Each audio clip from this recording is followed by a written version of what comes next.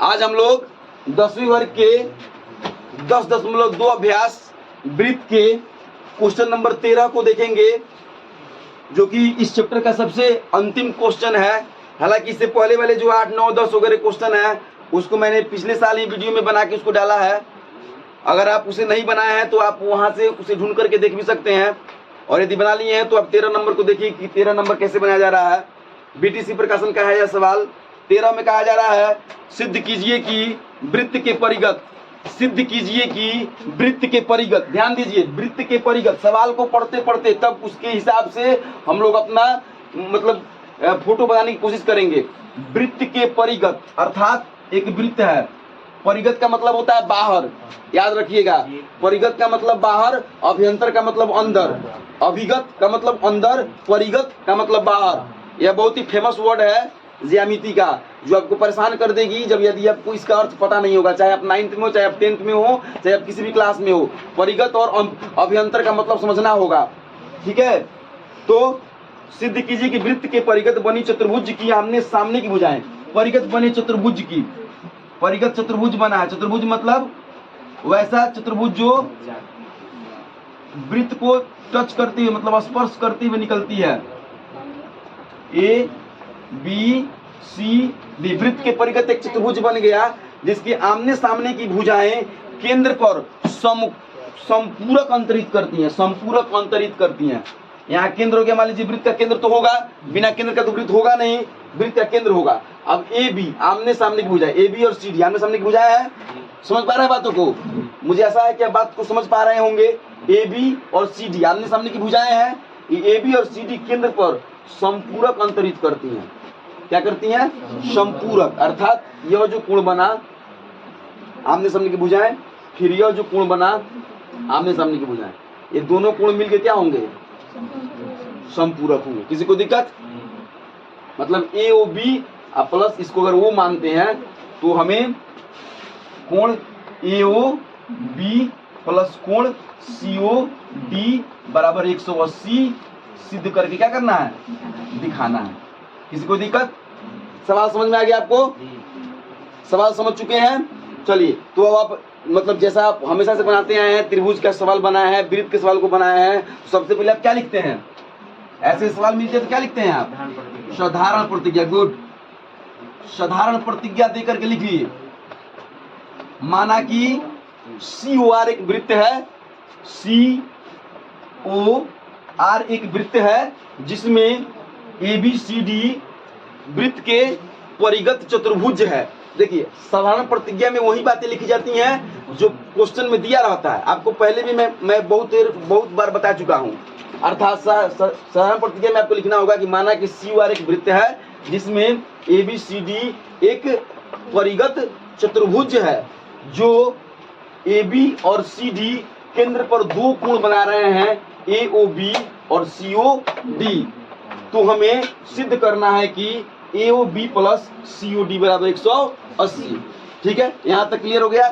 यहाँ तक आप लिख सकते हैं। आप मतलब मेरे वीडियो को रोक करके भी लिख सकते हैं। और आप इतना मतलब लास्ट क्वेश्चन है ज्यामिति का, वृत्त का मतलब वृत्त बना चुके हैं, पूरा त्रिभुज बना चुके हैं। तो आपको साधारण प्रतिज्ञा और तो हमें सिद्ध करना है कि यह लिखने जरूर आना चाहिए। यदि आपको नहीं आता है तो इसका मतलब है कि आपने अच्छे से तैयारी अभी तक नहीं किया है। आपको फिर से त्रिभुज और फिर से वृत्त को बनाने और समझने की आवश्यकता है, यदि आप नहीं लिख पाते हैं, क्योंकि यह अंतिम क्वेश्चन है इस चैप्टर का।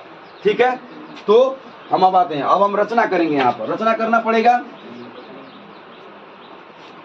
रचना में 1 और 2 जो मैंने लिखा है इसे हम मिटाएंगे। जितने भी स्पर्श रेखाएं हैं वहां से क्या करेंगे? त्रिज्या को मिलाएंगे और इसका नाम दे देंगे M N O P। ठीक है, यह O हो गया। लिखेंगे रचना में O से सभी स्पर्श बिंदु को मिलाया। किसी को दिक्कत? ठीक है, अब इसको मान सकते हैं, माना कि 1 2 3 4 5 6 7 8, ठीक है, मान लेंगे। इसको भी रचना में ही माना जा सकता है। फिर सभी कोणों को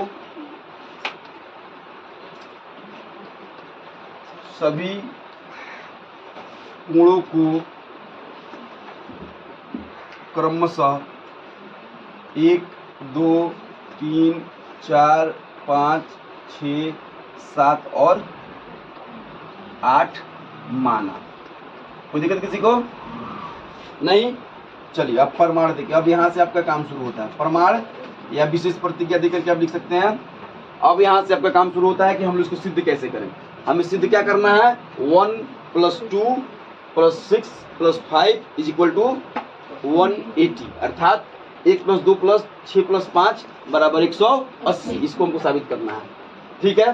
तो हम इसमें सबसे पहले क्या करेंगे कि अब हम इसे अब देखेंगे कि मतलब एक बिंदु पे 360 डिग्री कोण बनता है। ये तो बात आपको मालूम है। एक बिंदु पे जितने भी कोण बनेंगे वो सब क्या होंगे? 360 डिग्री के होंगे। इसके अलावा अब सबसे पहले हम क्या करेंगे? त्रिभुज AOM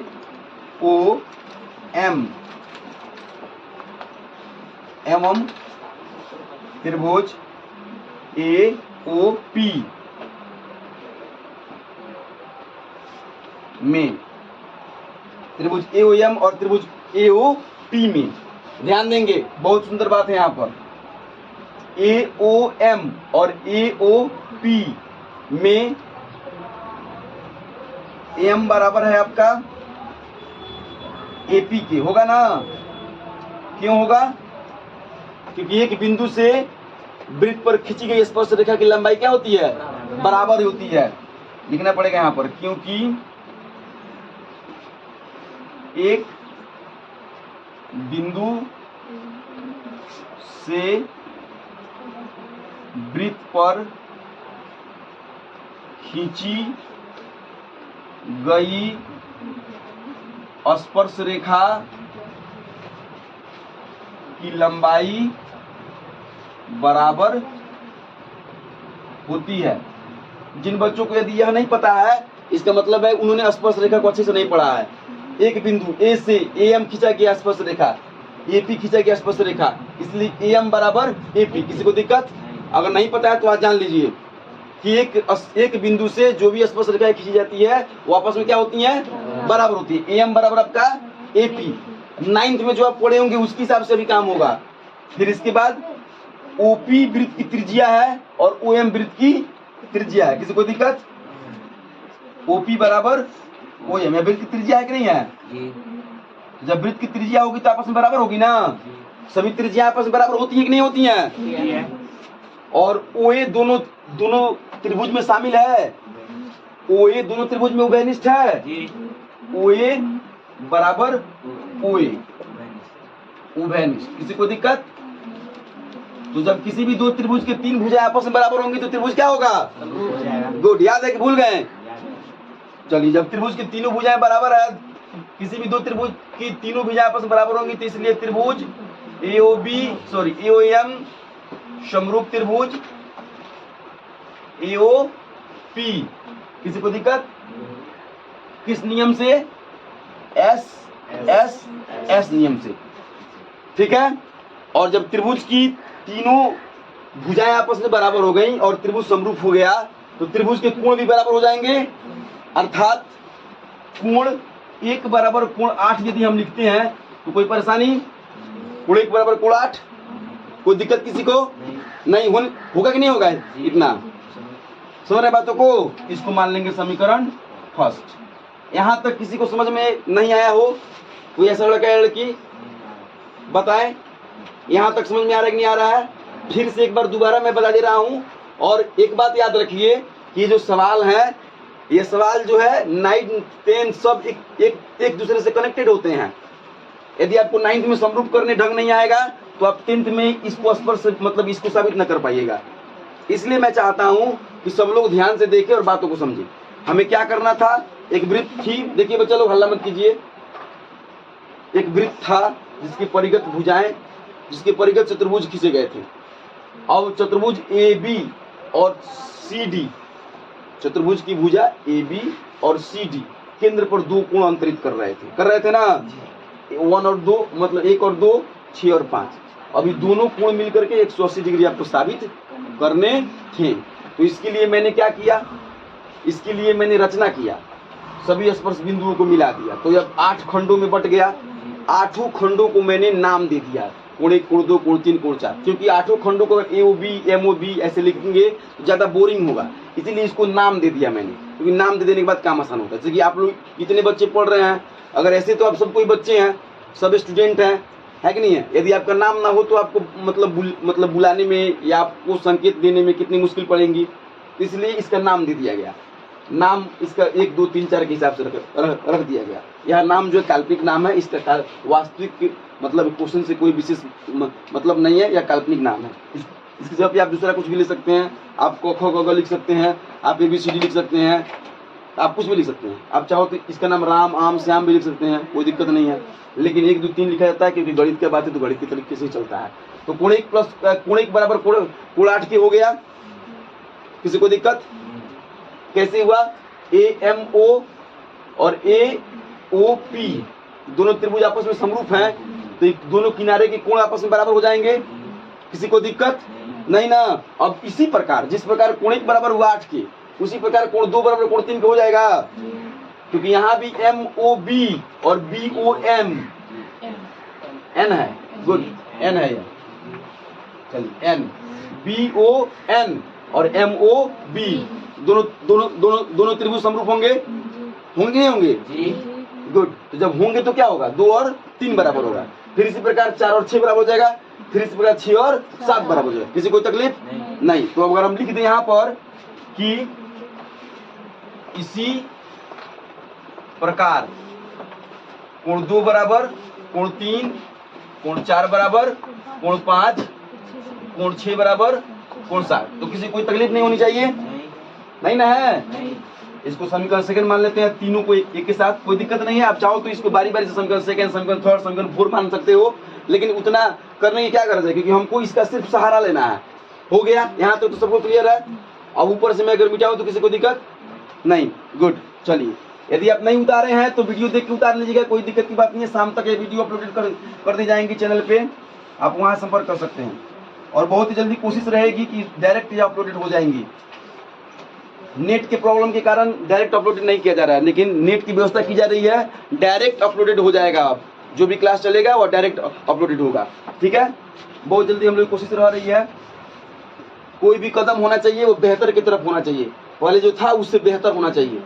पहले जो हम कर रहे थे उससे बेहतर करने की कोशिश करेंगे, या जो लोग भी है, आप लोग भी हैं, पहले जो कर रहे थे उससे बेहतर करने की कोशिश कीजिए। उसे बोलते हैं बेहतर, मतलब परिवर्तन। परिवर्तन तो होता है, एक माइनस की तरफ परिवर्तन होता है, एक प्लस की तरफ परिवर्तन होता है। तो जो भी परिवर्तन होने चाहिए वो प्लस की तरफ होने चाहिए, समझ रहे बातों को? गुड। तो इसी प्रकार ये सब हो गए। अब हम लिखेंगे कि चूंकि हम जानते हैं कि एक बिंदु पर 360 डिग्री का कोण बनता है, समझ गए? जानते हैं बात आप लोग?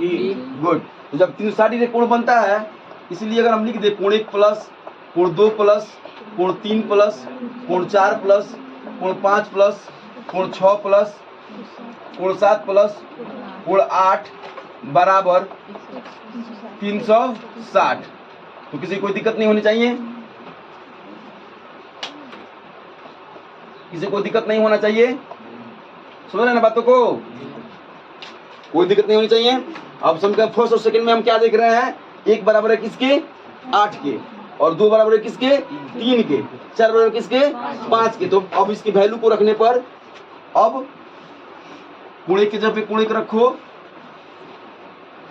कोण 2 की जगह पे कोण 2 रहने दो, कोण 3 की जगह पे कोण 2 करो। कोण 3 किसके बराबर है, किसी को दिक्कत, कोई परेशानी? कोण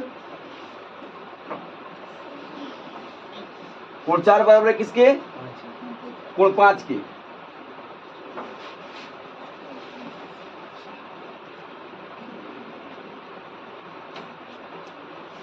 कोण 1 बराबर,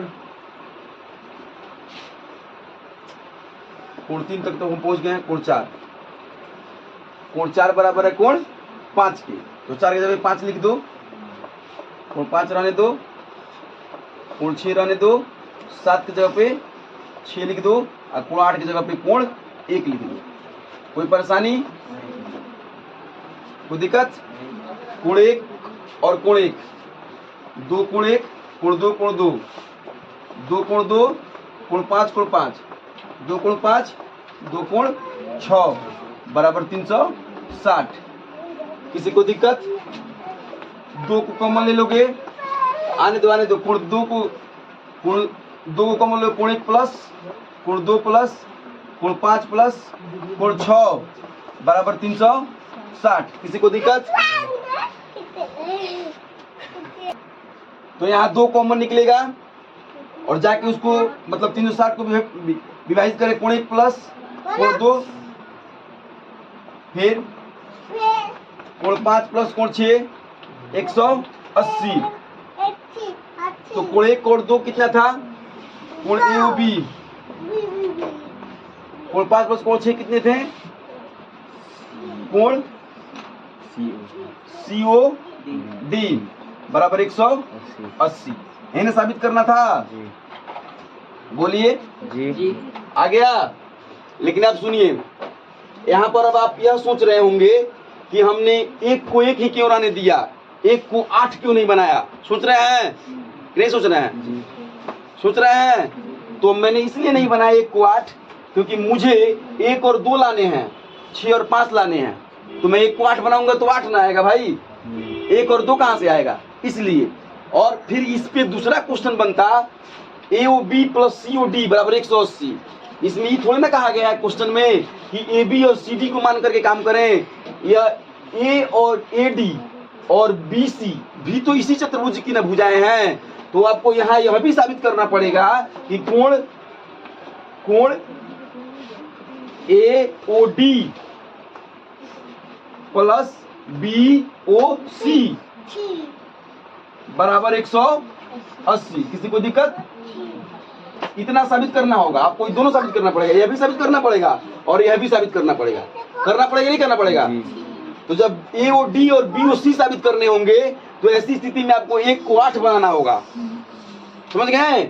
और 2 को जो है 3 बनाने पड़ेंगे, तब आपका यह वाला स्थिति आएगा, 8 और 7 आएगा और 3 और 4 आएगा। तो इसी प्रकार अब यहाँ यह भी लिखा जा सकता है, इसी प्रकार कोण ए ओ डी प्लस कोण B O C is equal to 180 साबित हो जाएगा। इतना हो गया।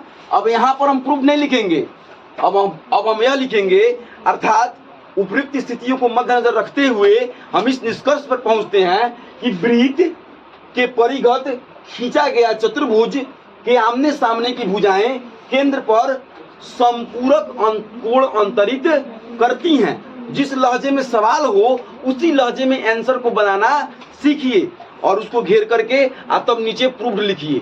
इस तरीके से यदि आप काम करते हैं, एक बिंदु भी कसर न छोड़ते हैं, तो आपको यह क्वेश्चन 5 में 5 अंक दिलाएगा। और इसके साथ साथ आपको भी देखिए, इस एक क्वेश्चन में इतना दम है जो आपको पूरा स्पर्श रेखा को रिवीजन करा दिया होगा। समझ गए बातों को? और इसके अलावा आप 9th क्लास में समरूपता वगैरह भी चैप्टर पढ़े थे, वो भी आपका रिपीट हो गया होगा। एक बिंदु पर 360 डिग्री कोण बनते हैं, ये आप किस क्लास में पढ़े थे मालूम है? 6ठी 7वीं में आपको पढ़ाया गया था कि एक बिंदु पर कितने कोण बनते हैं? 360 के। किसी को दिक्कत? तो इसी के साथ मुझे आशा है कि आपको यह क्लास समझ में आया होगा, आपने इस सवाल को भी समझा होगा।